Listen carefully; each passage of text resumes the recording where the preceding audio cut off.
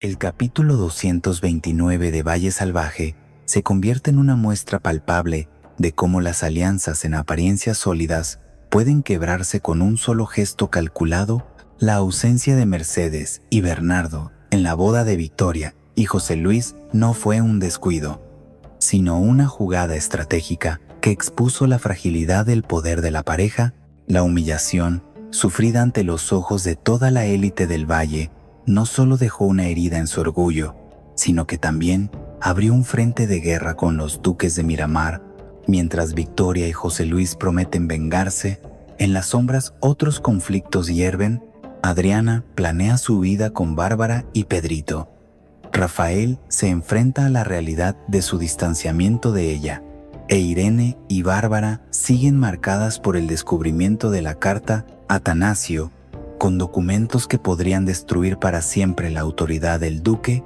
Aguarda el momento exacto para asestar su golpe.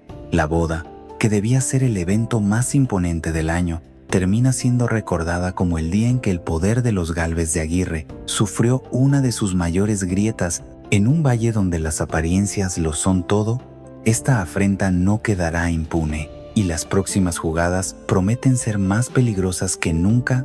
La tarde caía lentamente sobre los jardines, pero el calor del sol no lograba disipar el frío de la humillación que sentía Victoria. Sentada en la mesa principal, fingía escuchar las conversaciones de los invitados mientras su mirada se perdía en el espacio vacío donde los duques de Miramar deberían haber estado. Cada brindis, cada aplauso, le sonaba hueco. José Luis, a su lado, había adoptado un silencio pétreo. Su mano, apoyada sobre la mesa, se cerraba y abría con un tic nervioso cada vez que alguien se acercaba a felicitarlos. La sonrisa que esbozaba era mecánica, sin una gota de verdadera alegría. Ambos sabían que el desplante no era solo una cuestión de orgullo, era una declaración pública de enemistad. En una mesa cercana, Julio observaba a la pareja con una mezcla de incomodidad y preocupación. Había enviado discretamente a un criado para indagar sobre el paradero de Mercedes y Bernardo, pero hasta el momento no había respuesta. Su intuición le decía que no era un simple capricho. Detrás de esa ausencia había un plan.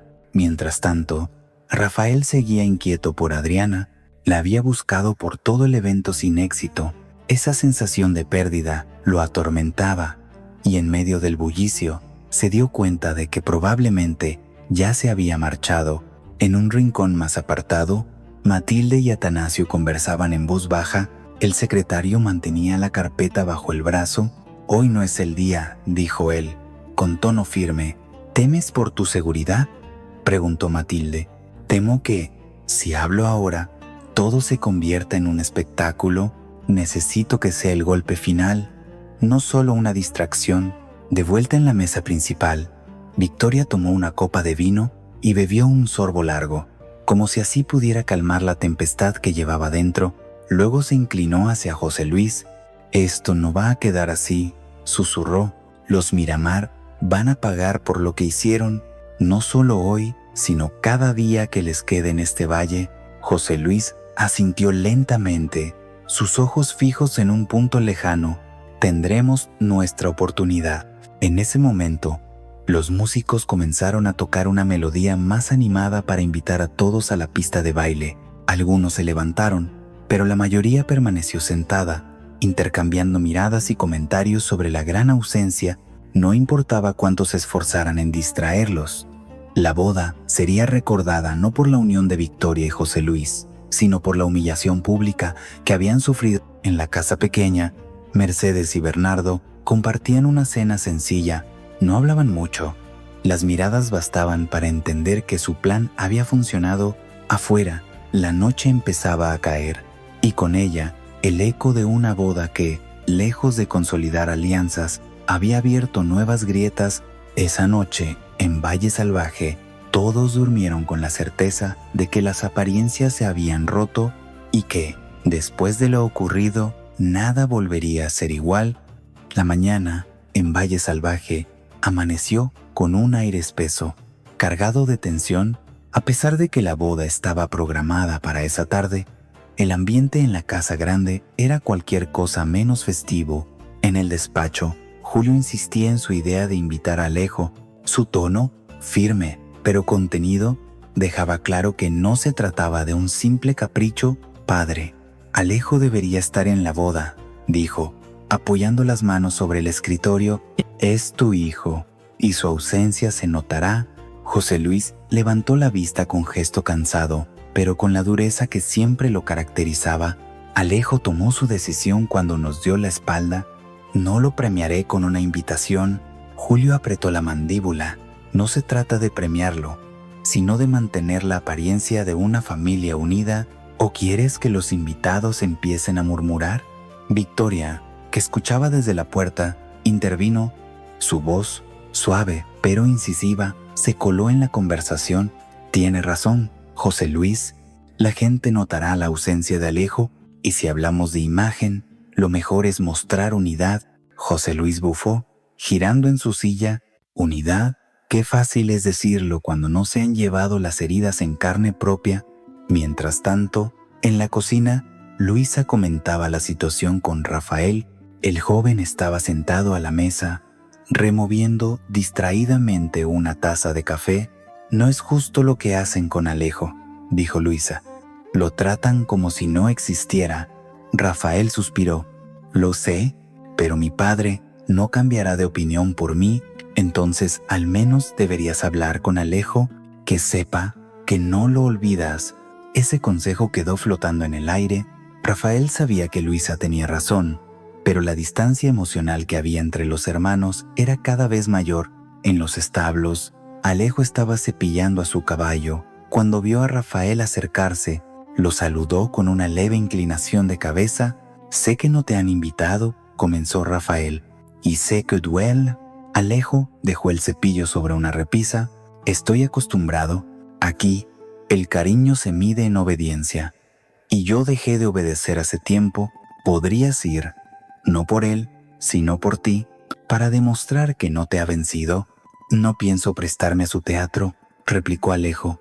«Prefiero quedarme con mi dignidad». Rafael no insistió. Sabía que la decisión estaba tomada. De regreso en la casa grande, Victoria seguía presionando a José Luis. «Si no invitas a Alejo, dará la impresión de que nuestra familia está rota, y eso no es algo que pueda permitirme en el día de mi boda». José Luis finalmente cedió un poco. «Está bien, envía la invitación, pero si él la rechaza, no quiero volver a oír su nombre». Victoria asintió, satisfecha, aunque no del todo convencida de que Alejo aceptara. Al final de la tarde, la invitación fue enviada, pero en la casa pequeña, Alejo la recibió con una mezcla de sorpresa y desdén. No rompió el sobre, pero lo dejó sobre la mesa sin abrirlo. «Llego tarde», murmuró, «muy tarde». Y así, mientras la boda avanzaba en sus preparativos, quedaba claro que la ausencia de Alejo sería otra sombra más sobre un evento ya marcado por tensiones y secretos. Adriana llevaba días con una sola idea fija: marcharse del valle. La sucesión de engaños, silencios y traiciones había terminado por asfixiarla. Esa mañana, mientras el bullicio de los preparativos para la boda se expandía por la casa grande, buscó a Bárbara en los jardines. Lejos de miradas indiscretas, la encontró junto a un seto de bugambilias, mirando hacia el horizonte como si esperara respuestas. «Necesito hablar contigo», dijo Adriana, sin rodeos. Bárbara percibió la urgencia en su voz y le hizo un gesto para sentarse a su lado. «¿Qué pasa?» «Me voy y quiero que tú y Pedrito vengan conmigo». Bárbara frunció el ceño, sorprendida, pero no dudó. «¿Cuándo?» «Pronto, antes de que esta casa termine por destruirnos a todos. No hay nada aquí que valga la pena quedarse, salvo la gente que amamos». Bárbara se quedó pensativa unos segundos. Sabía que aquello significaba cortar todos los lazos con Leonardo, con la vida que había intentado construir, pero también reconocía que la tranquilidad era un lujo que el valle no ofrecía. «Si Pedrito quiere ir, yo también». En ese momento, el niño apareció corriendo por el sendero, con las manos llenas de flores silvestres. Adriana se arrodilló frente a él. Pedrito, voy a irme de aquí a un lugar donde nadie nos mienta ni nos haga daño. ¿Quieres venir? ¿Tú y Bárbara van?, preguntó, mirándolas con ojos brillantes. Sí. Entonces, ¿yo también? Adriana sonrió y lo abrazó con fuerza. Ese simple sí sellaba un pacto entre los tres, un compromiso de protección y esperanza. El resto del día lo pasaron planeando en silencio. No podían confiar en nadie más, ni siquiera en Rafael. El momento de partir sería cuando la atención estuviera puesta en la boda, con todos ocupados en las formalidades y las apariencias. Por la tarde, Adriana volvió a encontrarse con Bárbara para concretar detalles. Hablaron de la ruta, del dinero que tenían y de lo poco que llevarían. No necesitamos mucho, dijo Adriana, solo lo indispensable para empezar de nuevo y lo suficiente para no volver, añadió Bárbara, con una determinación que no le había visto antes en la casa grande. Mientras tanto, Julio seguía convencido de que podía manejarlo todo: la boda, la tensión con Alejo y el control sobre la situación de Adriana. No sabía que ella ya había tomado una decisión definitiva. Esa noche, Adriana se asomó a la ventana de su habitación. Desde allí podía ver la capilla iluminada, donde ensayaban los últimos detalles del enlace. Apretó los puños. Un día más, susurró. Solo un día más y todo esto quedará atrás. Bárbara, en su cuarto, guardaba discretamente algunas cosas en una bolsa de viaje. Pedrito dormía ya, ajeno a los movimientos silenciosos que marcaban el inicio de un nuevo capítulo. En otro punto del valle, Rafael se debatía entre el amor y la lealtad. Sentía que Adriana se estaba alejando, pero no sabía cómo retenerla sin traicionar la imagen que su familia esperaba de él. Sin saberlo, ya estaba perdiendo la batalla. Y así, mientras la boda se preparaba como el evento del año, en las sombras se gestaba una fuga que cambiaría para siempre el destino de 3 vidas. En la casa pequeña, Mercedes permanecía sentada frente a su tocador, con la mirada fija en el espejo. Afuera, Bernardo terminaba de revisar unos papeles, ajeno al torbellino de pensamientos que se arremolinaban en la mente de su esposa. Cuando él entró, la encontró en la misma posición, con un vestido oscuro que contrastaba con la luminosidad del día. ¿No piensas ponerte algo más claro para la boda?, preguntó Bernardo, intentando sonar casual. Mercedes se volvió lentamente. No voy a ir a esa boda. Bernardo dejó los papeles sobre la mesa. Mercedes, si no vamos, perderemos más que la cortesía. José Luis y Victoria no nos lo perdonarán. ¿Y cuándo me han perdonado algo?, respondió con frialdad. ¿Crees que olvidé lo que hicieron con Pilara? No pienso darle mi bendición a esa unión, porque sería enterrar su memoria por segunda vez. Bernardo frunció el ceño. Sabía que las heridas de Mercedes no habían cerrado, pero temía que esa decisión desatara consecuencias más peligrosas de lo que imaginaba. ¿Podemos asistir sin sonreírles, sin darles más de lo necesario? No, Bernardo, ir sería convertirnos en cómplices, y yo no soy cómplice de asesinos. Se levantó, caminó hacia la ventana y miró hacia el horizonte. Ellos creen que la boda es el final de todo, pero para mí es el principio de su caída. Bernardo se acercó con cautela. Si no vamos, todos hablarán, nos acusarán de traición. Que hablen, replicó Mercedes. Prefiero su murmullo a mi vergüenza. Horas después, Mercedes envió un mensajero con una carta dirigida a José Luis y Victoria. Estimados, por motivos personales, lamentamos informar que no podremos asistir a su ceremonia ni cumplir el papel de testigos. Atentamente, Mercedes y Bernardo de Miramar, en la Casa Grande. La reacción fue inmediata. Victoria apretó la carta entre las manos. «Nos han dejado plantados», exclamó, lanzando la hoja sobre la mesa. José Luis, al leerla, dejó escapar una risa seca. Sabía que no eran de fiar. «Esto es un ataque directo». «¿Y qué piensas hacer?», preguntó Victoria, con un brillo de furia en los ojos. porque no pienso quedarme de brazos cruzados mientras nos humillan. José Luis no respondió, pero su silencio era una promesa de represalia. Mientras tanto, en la tranquilidad del cementerio, Mercedes visitaba la tumba de Pilara, se arrodilló y apoyó la mano sobre la lápida. Hoy renuncio a ser testigo de su farsa, hermana. No es un gesto de cobardía, sino de respeto por ti. No voy a olvidar lo que hicieron, y tampoco voy a dejar que los demás lo olviden. El viento movió suavemente las flores que reposaban sobre la tumba. Mercedes se quedó allí unos minutos más, como si recargara fuerzas para lo que vendría. En ese momento, no sabía que su ausencia en la boda no solo sería un acto de protesta, sino la chispa que encendería un fuego imposible de apagar. Victoria no tardó en pasar a la ofensiva. Apenas leyó la carta de Mercedes, dejó el salón y fue directa al despacho donde José Luis revisaba documentos. Cerró la puerta tras de sí con un golpe seco.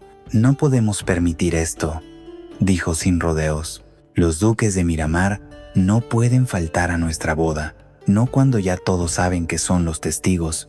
José Luis levantó la vista, molesto por la interrupción. «Si no quieren venir, peor para ellos. No necesito su aprobación». Victoria lo miró con una mezcla de frustración y cálculo. «Sí la necesitas. La imagen lo es todo, José Luis, y si no están presentes, parecerá que hasta nuestros aliados más cercanos nos dan la espalda. Haz que Bernardo cambie de opinión». José Luis suspiró. Aunque comprendía que no era solo un capricho de su prometida, la posición de los duques en el valle era demasiado influyente como para ignorarlos, así que envió un recado a Bernardo, citándolo en privado. Horas más tarde, Bernardo acudió a la casa grande. Lo recibió en el despacho. Sin la presencia de Victoria, «Necesito tu confirmación», dijo José Luis. Directo. «¿Vas a cumplir con tu papel de testigo?» Bernardo, incómodo, bajó la mirada. «Mercedes tiene sus razones». «No me interesan las razones de Mercedes», interrumpió José Luis.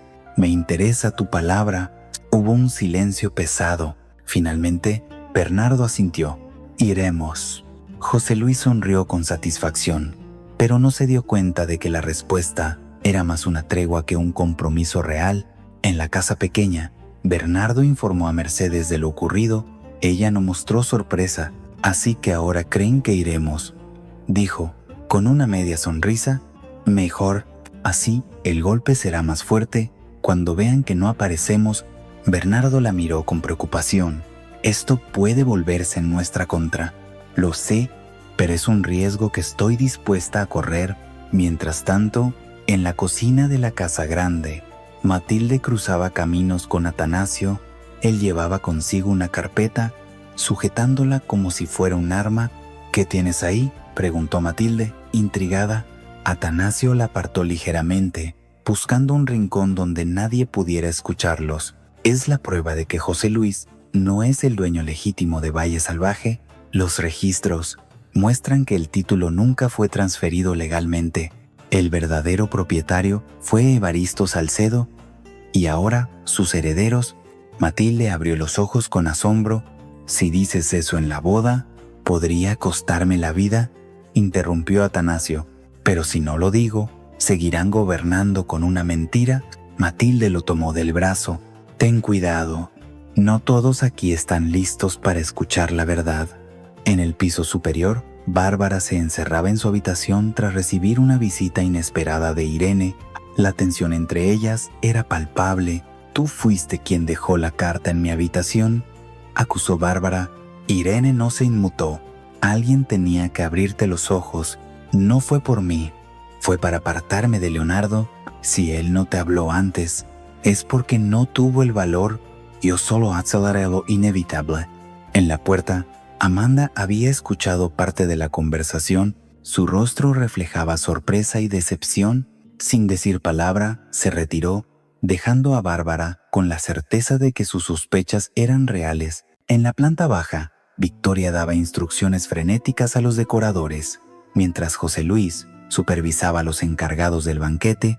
Pero, aunque todo parecía avanzar hacia el gran día, La ausencia confirmada o no de los duques de Miramar seguía flotando como una amenaza invisible que podía arruinarlo todo. La mañana de la boda amaneció radiante, con un cielo despejado que parecía hecho a medida para las fotografías y las miradas curiosas de todo el valle.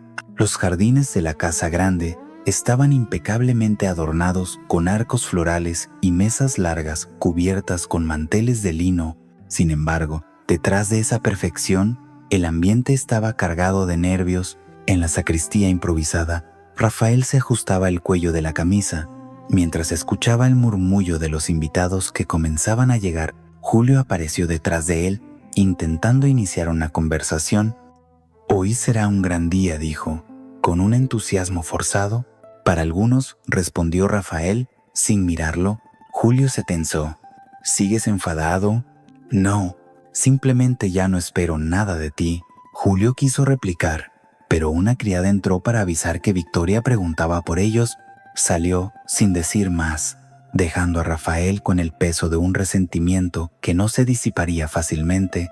En la cocina, Luisa y Eva daban los últimos toques a los postres. Francisco y Martín, oportunistas como siempre, revisaban discretamente las bandejas, imaginando cuánto podrían quedarse si lograban vender parte de la producción sobrante. «Si sobra algo, lo llevamos al pueblo y sacamos un buen dinero», murmuró Martín. «Ni lo piensen», intervino Eva, cortante. «Esto es para la boda y para los invitados, y si veo que le roban un peso a Luisa, no volverán a poner un pie aquí». Francisco y Martín intercambiaron una mirada incómoda. Sabían que con Eva no se jugaba. En el salón principal, Victoria recorría el lugar, revisando cada detalle con mirada crítica, pero no dejaba de mirar el reloj. Faltaban minutos para que comenzara la ceremonia, y los duques de Miramar no aparecían. «¿Dónde están?», preguntó a José Luis, que estaba ajustándose los gemelos. «¿Vendrán? Bernardo me lo prometió. Más vale que cumpla. No pienso empezar sin ellos». Mientras tanto, en la casa pequeña, Mercedes observaba desde la ventana cómo el carruaje oficial esperaba en la entrada para recogerlos. Vestida con un traje oscuro y un velo ligero, se giró hacia Bernardo. «Es hora».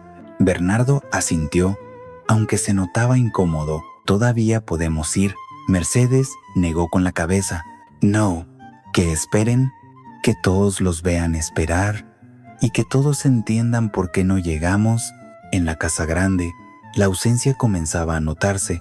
Los invitados murmuraban entre ellos, preguntándose si había ocurrido algo grave. Rafael, que había captado el intercambio entre José Luis y Victoria, empezó a sospechar que todo se estaba desarrollando exactamente como Mercedes quería. En un rincón, Matilde se cruzó nuevamente con Atanasio. Él mantenía la carpeta bajo el brazo. Con el semblante serio, «¿Lo harás?», preguntó ella. «Si tengo oportunidad, sí». «Entonces, hoy no solo habrá boda», dijo Matilde. «Habrá historia». El murmullo crecía. La novia estaba lista. Los músicos afinaban, pero los testigos seguían sin llegar. Victoria apretó los dientes, sintiendo cómo la humillación comenzaba a filtrarse por entre los pliegues de su vestido. «Si no llegan en 10 minutos, empezamos sin ellos», dijo a José Luis, con voz cortante. Él asintió, aunque sabía que sería un golpe a su orgullo. En la casa pequeña, Mercedes se puso de pie, alejó la cortina y sonrió con frialdad. «¿Que empiece la función?», murmuró. El sol ya estaba alto cuando la música de la marcha nupcial comenzó a sonar en los jardines. Los invitados se pusieron de pie, girando la cabeza hacia el sendero floral por donde Victoria aparecería en cualquier momento. Pero incluso entre las sonrisas forzadas y los aplausos educados, flotaba un rumor inquietante. Los duques de Miramar no habían llegado. Victoria apareció espléndida, con un vestido marfil que caía en suaves ondas y un velo largo que se movía con la brisa. Caminaba con paso firme, como si cada paso fuera un acto de control absoluto. Sin embargo, por dentro, su estómago estaba encogido de rabia. Su mirada recorría cada fila de sillas, buscando en vano a Mercedes y Bernardo. En el altar, José Luis intentaba disimular. A su lado, Julio y Rafael intercambiaron una rápida mirada. Rafael, con los labios apretados, ya intuía que los testigos no aparecerían. Julio, en cambio, parecía no entender todavía la magnitud del desplante. El cura dio la bienvenida a todos y comenzó las palabras iniciales. Victoria sonreía mecánicamente, pero cada vez que su vista se desviaba hacia los espacios reservados para los duques, el vacío le devolvía un golpe directo al orgullo. En un lateral, Matilde se mantenía cerca de Atanasio, quien no apartaba la mano de la carpeta. La tensión en su rostro era evidente. «Si no vienen, esto se cae», solo susurró Matilde. «¿O se derrumba con ayuda?», respondió Atanasio. Enigmático, mientras el cura proseguía, algunos invitados empezaban a murmurar abiertamente. Una señora mayor, de vestido azul, cuchicheó con su acompañante. «Es una vergüenza. Los testigos ausentes en plena boda». «Esto será el comentario del mes», contestó el hombre, ajustándose el sombrero. En la casa pequeña, Mercedes y Bernardo escuchaban de lejos las campanas y la música. Bernardo miraba a su esposa, buscando en su rostro algún signo de arrepentimiento. «¿Ni siquiera un mensaje para explicar?», preguntó. «Ya envié uno», dijo Mercedes. «Fue la carta que recibieron ayer. Todo lo demás, que lo descubran solos». De regreso en los jardines, el cura se detuvo en la parte de la ceremonia donde debía nombrar a los testigos. «Invito a pasar a los duques de Miramar para que tomen su lugar». Un silencio pesado se instaló. Naoria se movió. José Luis apretó los puños. Victoria sintió cómo las miradas de todos se clavaban en ella, evaluando cada reacción. «Parece que no están presentes», continuó el cura, incómodo. «Si el señor y la señora lo desean, podemos continuar sin ellos». «Continúe», dijo Victoria, con una voz tan tensa que parecía a punto de quebrarse. El resto de la ceremonia se desarrolló bajo una nube de comentarios discretos y gestos incómodos, aunque las palabras del cura seguían fluyendo. Lo que todos recordaban era la humillación pública, una boda marcada por la ausencia de quienes debían avalarla. Al final, cuando los recién casados comenzaron el paseo de salida, Victoria mantenía la cabeza erguida, pero por dentro hervía. «Esto no quedará así», murmuró. Mientras sonreía para las cámaras, José Luis asintió sin apartar la mirada del frente. Ambos sabían que la ofensa exigía respuesta. La salida de Victoria y José Luis hacia la mesa principal estuvo marcada por un silencio incómodo, apenas interrumpido por los aplausos tibios de los invitados. El desplante de los duques de Miramar había dejado una sombra sobre toda la celebración. Aunque la música sonaba y las copas de vino circulaban, era evidente que las conversaciones giraban en torno a la misma pregunta: ¿por qué no habían asistido los testigos? En la mesa de honor, Victoria mantenía una sonrisa impecable, pero cada gesto era calculado para ocultar la rabia. Se inclinó hacia José Luis y habló entre dientes: «¿Esto fue intencional? No hay otra explicación. Quieren humillarnos». «Y lo han logrado», respondió él con amargura. «Pero no quedará así». Victoria giró hacia Julio, que intentaba entablar conversación con un grupo de empresarios locales. «Quiero que averigües dónde están y con quién han hablado», le ordenó. «Necesito saber si alguien más estuvo involucrado». Julio asintió, aunque en su interior dudaba que la información le sirviera para reparar el daño ya hecho. En otra mesa, Rafael bebía lentamente de su copa, evitando las miradas inquisitivas. No quería hablar de los duques ni de la ceremonia. Tenía la cabeza ocupada con Adriana. Desde el inicio de la fiesta no la había visto, y una inquietud creciente lo consumía. Mientras tanto, en un rincón del jardín, Matilde se acercaba a Atanasio. «¿Dirás algo hoy?», preguntó en voz baja. «No es el momento», respondió él. «Con la tensión que hay, una palabra maldicha podría convertir esta fiesta en un campo de batalla». «Ya lo es», replicó Matilde, «solo que aún no todos lo saben». En la casa pequeña, Mercedes y Bernardo recibían noticias de la boda a través de un criado que regresaba del evento. «No aparecieron en ningún momento», informó el hombre La novia estaba furiosa, pero no dijo nada en público. Mercedes sonrió con calma. Mejor así. Cuanto más callen ahora, más hablarán después los demás de regreso en la fiesta. Victoria aprovechó un momento en el que todos brindaban para retirarse unos pasos y respirar. Miró el horizonte, con el sol comenzando a descender, tiñendo de dorado las copas de los árboles. Su vestido pesaba más que nunca, y no por la tela. En ese instante, Rafael la encontró. «Necesitamos hablar», dijo él. «No ahora, es sobre Adriana». Victoria lo miró con frialdad. «No me interesa». «Debería, porque si no está aquí, no es por casualidad». Victoria sintió una punzada de inquietud, pero la ocultó tras una sonrisa de cortesía. Cuando un grupo de invitados se acercó para felicitarla, en el fondo, la boda había perdido el brillo que tanto había planificado. Las flores, la música, los banquetes, todo quedaba opacado por la ausencia de los duques y por la sensación de que el día, en lugar de consolidar su poder, había expuesto sus vulnerabilidades.